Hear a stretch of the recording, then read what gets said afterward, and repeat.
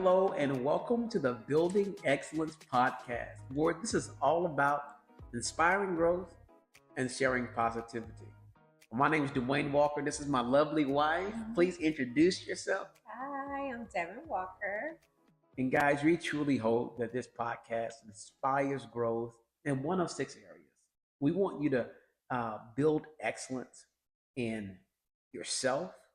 We want you to build excellence in your marriage, your parenting, or perhaps your business, your leadership, or your relationships. So every podcast is going to be focused on inspiring growth and sharing positivity to build excellence in one of those six areas. And so today is actually part two to a podcast that we introduced in our previous session, which is building excellence in your parenting. So last podcast was about what is the most important thing that you could do as a parent. So outside of being present, we said one of the most important things you can do is implement values. So if you haven't watched or listened to that podcast, we would encourage you to go listen to that, as this is going to be part two to that particular podcast. So today, we aren't going to talk about what our values. However, what we are going to do is talk about how do you implement values. Okay, so before we, talk about implementing values, let me ask you this, my lovey. So this is my lovey for those that didn't watch the first episode. That's my pet name for her. How did it feel?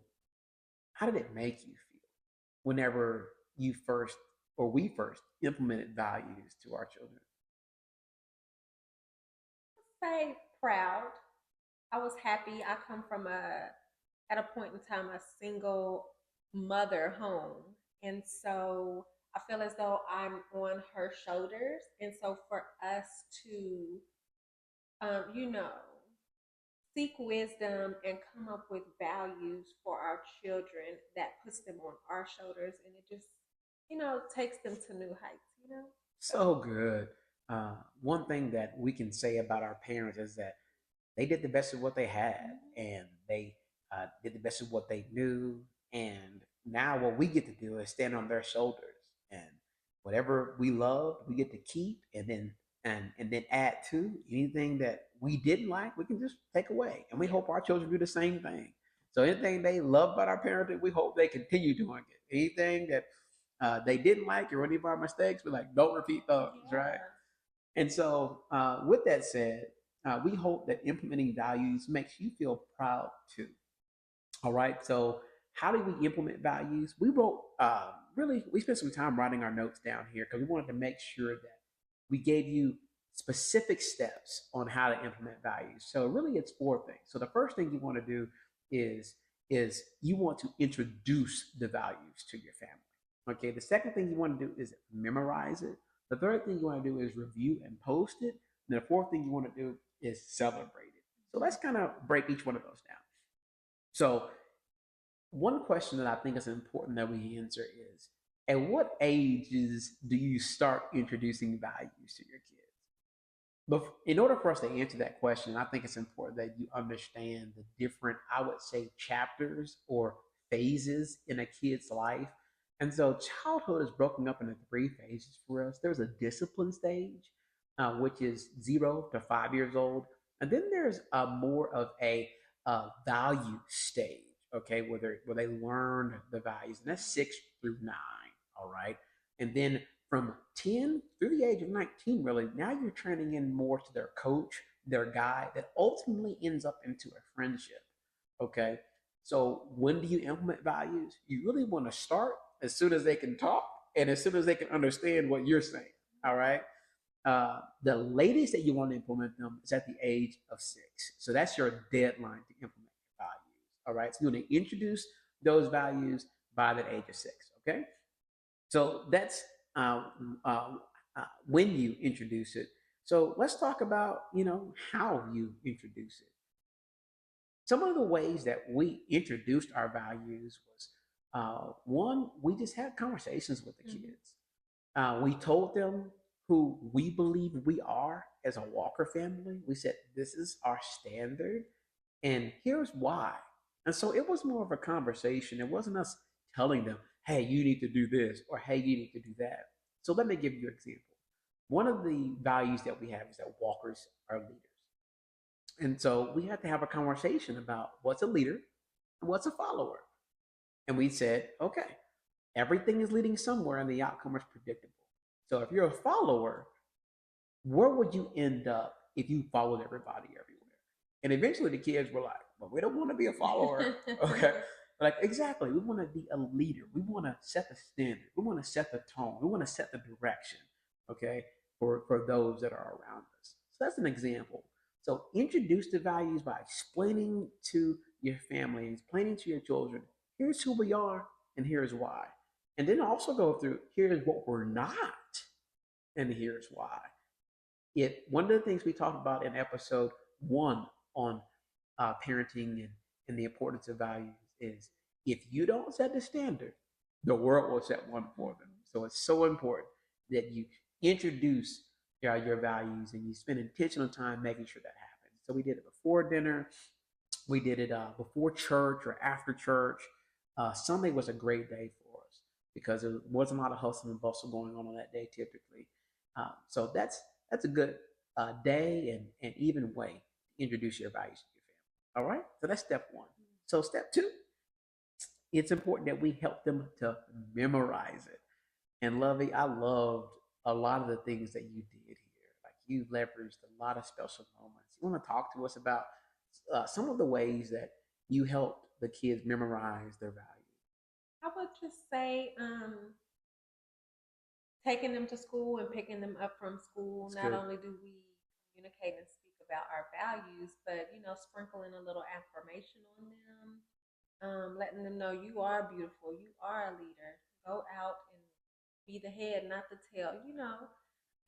And also, if they had a bad day, uh, once I picked them up from school, how did you handle it? I did my best to keep a good attitude. Okay, I appreciate you keeping a good attitude, but let's, you know, use this moment to encourage and get them back on track because, it can be tough at school and it can be tough trying to navigate friendships and things like that. And so making sure not only do they have the values, but that, we sprinkle a little encouragement on them as well. So good.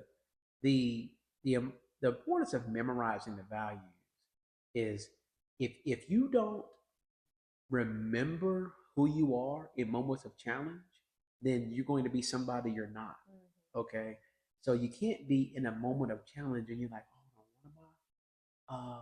Oh, I'm a leader. You see what I'm saying? You want that to be in you so Yeah. that in the moment of challenge, you know instinctually, I need to lead here. I don't Yeah. need to follow. Okay.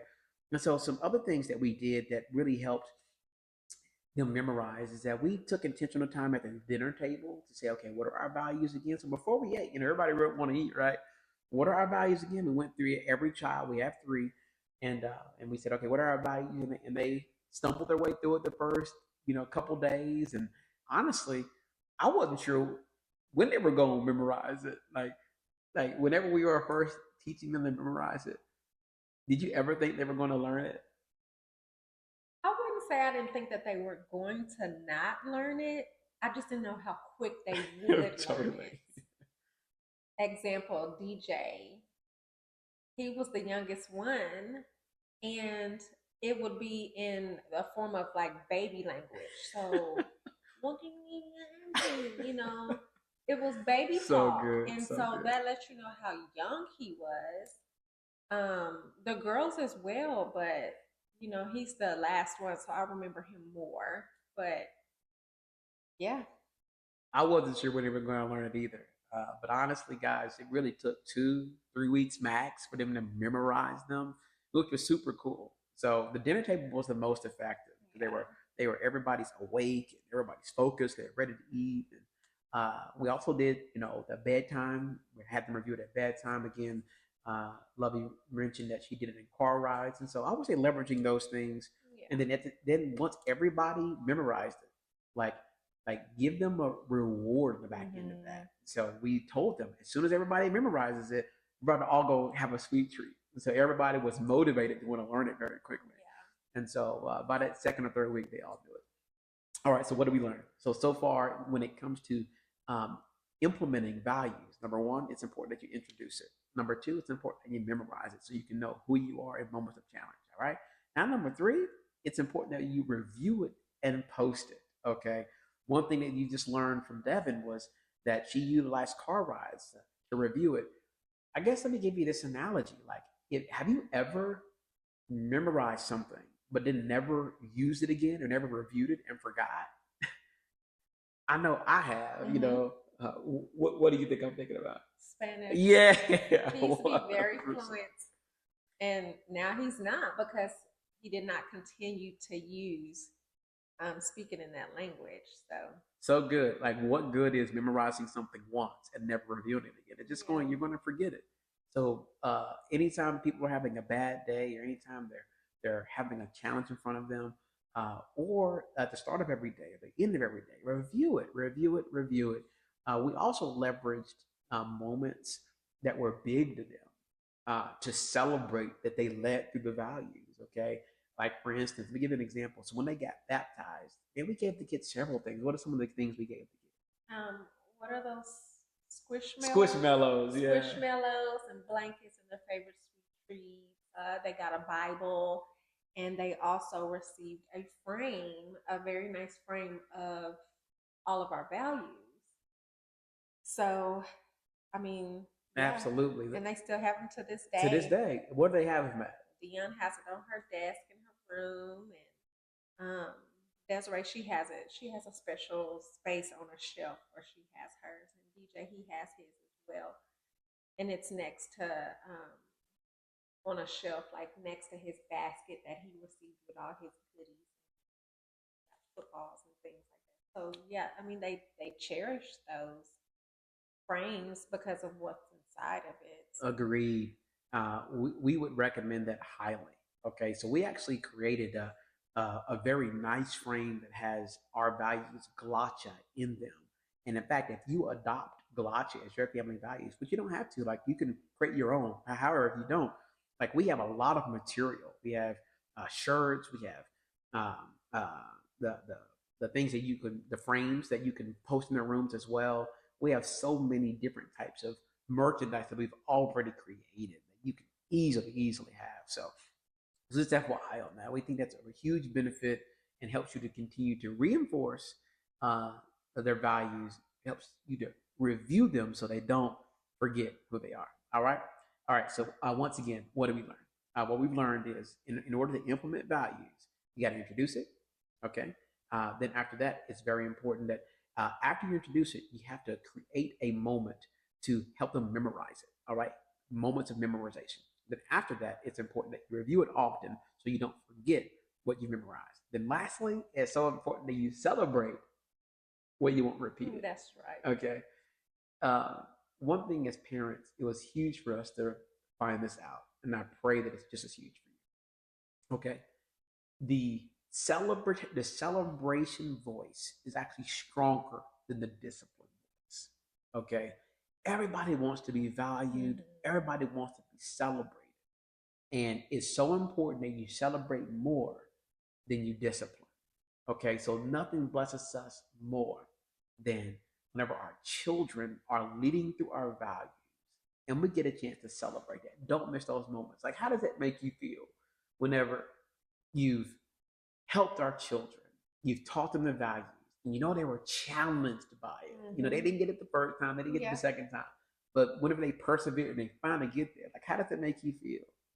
It's a good feeling.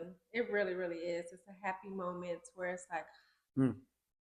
you know, some type of relief to, okay, they're listening.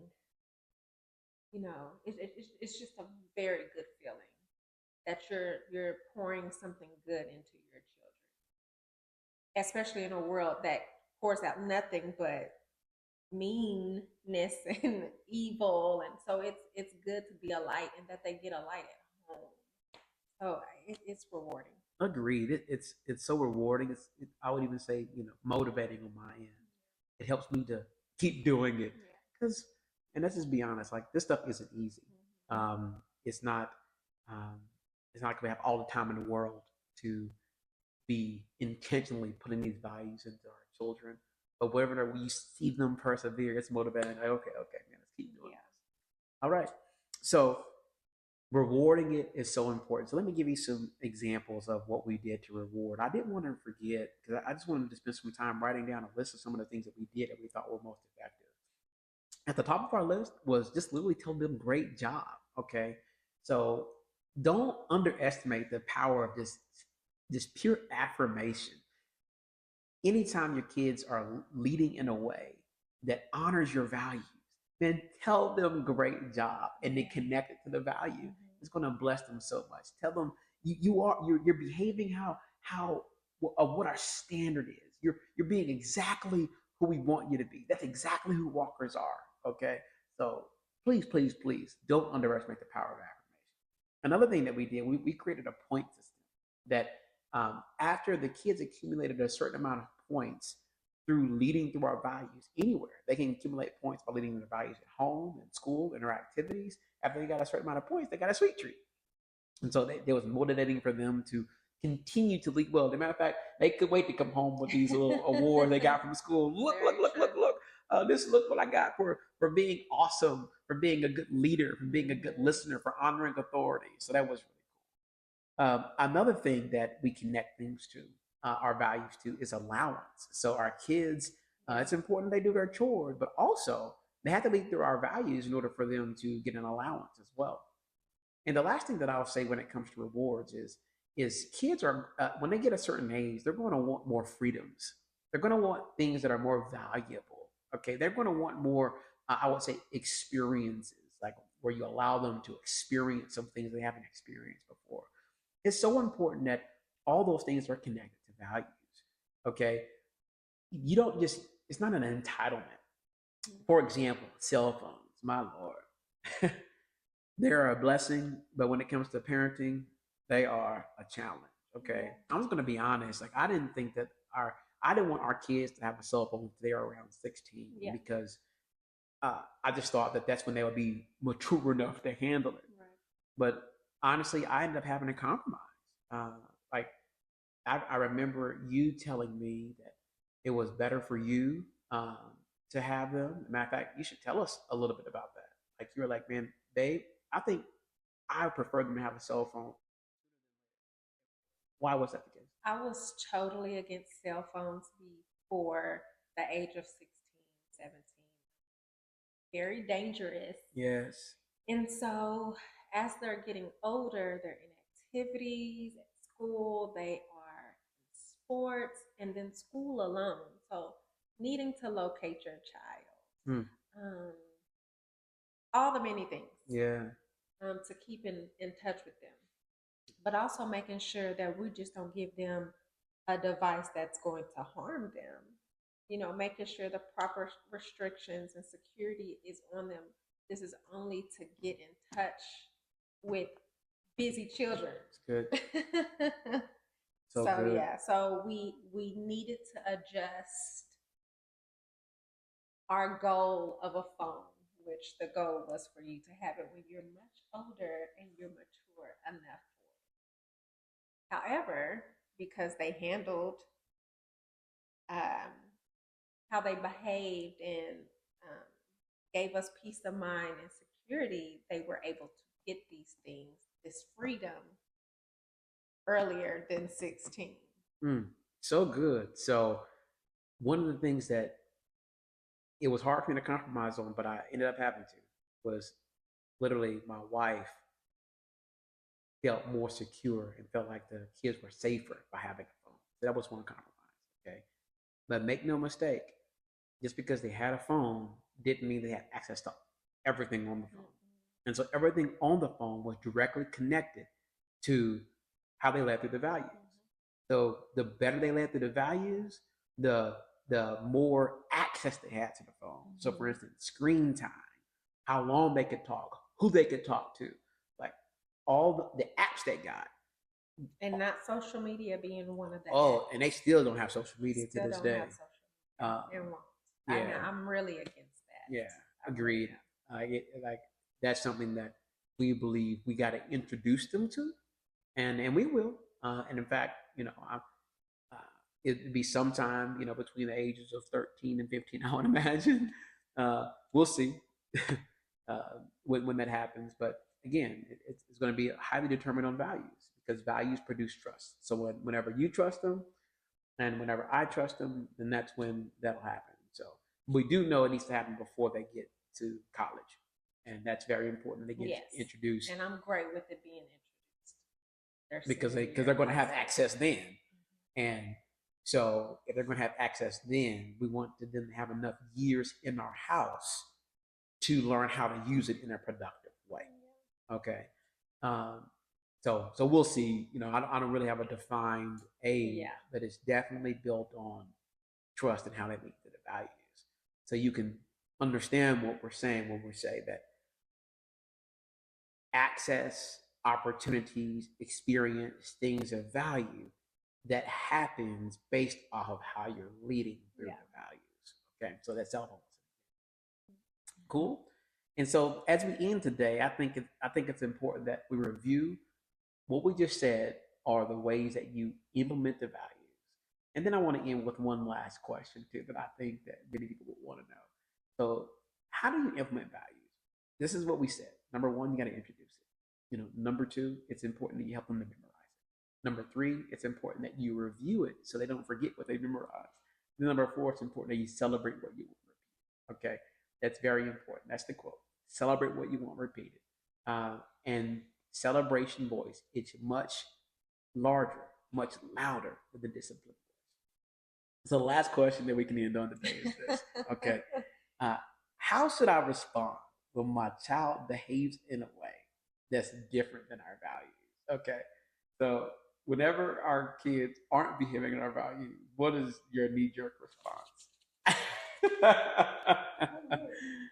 Let me rough you up a little bit. I think that's every parent's knee jerk is like anytime one of our kids are misbehaving and are not leading to our values, we just want to discipline the jack of us, right?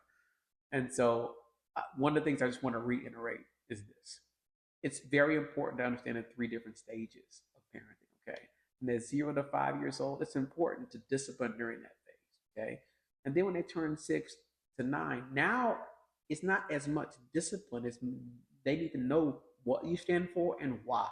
Mm-hmm. Okay. So it begins to transition to that development stage of them understanding values. All right. And then that final stage, you're shifting to more of a coach, a guide. Okay. And you're there from 10 all the way to 19. All right. So in that season, discipline looks a lot different as well. So now I would say for us, for our children at that age, it's knowing what they value and what they value gets restricted based off of how they're leading through the values. Yeah. So we find what they like the most, what means the most to them, and so for some it's the shoes or clothes, or for some it's the cell phone, for some it's video games, some it's access to technology, for some it's access to their friends. Okay, so you got to find out what that thing is that they value, and what they value gets restricted based off of how they're leading through your family values. Okay, so some things that I would just tell you as we get off of here: when your kids don't lead to the values, number one, you should expect it to happen. Y'all remember when we were kids, right? Like we make kid mistakes, and that's why they're a kid, right? So expect it to happen. And so when you expect it, whenever it happens, don't flip out. Okay, don't be the flip out parent where every time they do something wrong, you're screaming or you're trying to, okay, all right. Don't be the flip out parent. Okay, and I would also say this: don't be the friend parent either. Okay, well, my kid don't do no wrong. Yeah. Everything's always okay. No. Yeah, if they don't learn consequence with you, then that means when they get into the world, they're going to think there's no consequences in the world either. But they're going to learn very quickly that the world has consequences. Yeah. So it's very important that they value what you value. And if they don't, then there needs to be consequences. So don't be the flip out parent, but also don't be the friend parent either. All right. And the last thing I would say is don't be the know-it-all parent. All right. Don't be the parent that says, just do it because I said so, right? Okay. It, I understand that that's happened in the past, but I'm just saying, can we make that better? It's so important that, especially in the guiding phase between 10 and 19, our kids need to know why. And if you don't tell them why, they're gonna figure out their own why. Okay, and that why might not agree with your why. Okay, Yeah. so it's so Just be important. very clear. Yes, because like for example, whenever they are making decisions outside of your home when they turn 19, like, are they going to know why you told them to do what they did before, or they're not going to have a compass? It's so important that by the time that they leave your house, that they leave with a compass that helps them make decisions. Yeah. And that's what your values are. It shows them what's north and what's south, what's right and what's wrong. The best thing we can give our kids when they leave our house is a compass, and our compass is the values. Here's who we are, here's how we behave in all circumstances. But guys, that's it. We hope this was helpful. Come on. This is all about inspiring growth, sharing positivity, and trying to get the cough out. Come on, inspiring growth, sharing positivity, building excellence podcast. Guys, if you like it, please like it, please share it, tell others about it, and we can't wait to see you next time. All right, see you soon.